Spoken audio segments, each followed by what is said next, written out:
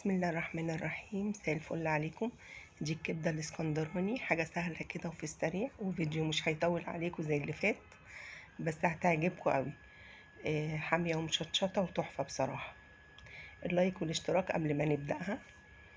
دي كبده بلدي معانا، راس توم، فلفل حامي، ملح وكمون. الكمون ده اساسي يا جماعه، ورشه فلفل اسمر. هنطحنهم كويس قوي، مش كويس قوي يعني، مش عايزينهم مهريين. انا بحب ادق، بس انا النهارده مش قادره ادق بايدي بصراحه. هنجيب هنطحن الاول الحاجات اللي انا قلت عليها دي، نطحنها كويس. وبعدين هنجيب الوك فيها زيت. الزيت ده زيت مستعمل، زيت بطاطس. الوك دي انا بحب اقلي فيها واحمر فيها كل حاجه عشان عاليه. الزيت ده مستعمل زيت بطاطس، والمعلومه دي واخداها من محل كبده معروف يعني، انك تستعملي زيت مستعمل. هنا حطيت الدقه، بس الزيت كان لسه مسخنش، مخدتش بالي انه مسخنش. هنسخن شويه لحد ما تبان ان هي ابتدت تطلع ريحه.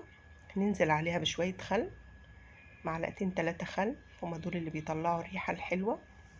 دي الكبده الاسكندراني يا جماعه، لازم تبقى حاميه ومشطشطه كده، وهي اصلا تقطيعتها بتبقى اسمها تقطيعه اسكندراني. تجيبيها من عند الجزار تقولي له قطعها لي اسكندراني.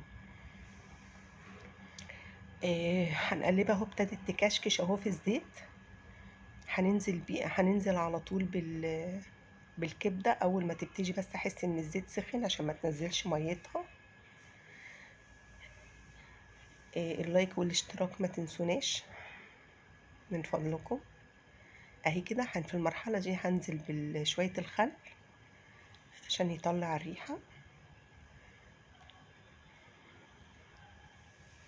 وصفه سهله وجميله وطعمه يعني، ولا الكبده بتاعت بره اجمل وانضف بكتير.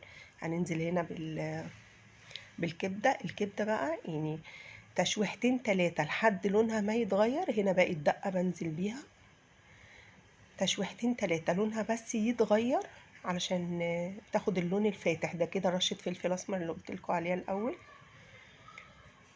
تاخد بس اللون الفاتح ده يا جماعه، مش بتاخد حاجه على النار. احنا بس نوسع لها كده علشان تطول الزيت. حلوه جدا، جربوها. والناس اللي مش من اسكندريه تجربها، هتعجبكم جدا. هنفضل نقلب فيها ونشوح كده لحد ما تبتدي كلها يبقى لونها واحد كده، مع شوية بطاطس محمرة مع شوية مخللات. تبقى غدوة حلوة جدا، وبألف هنا وشفا.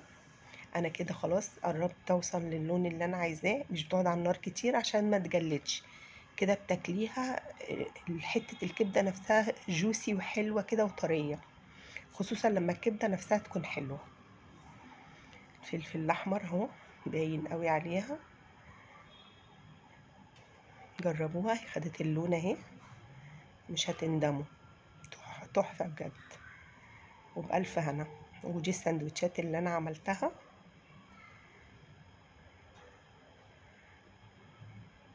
يلا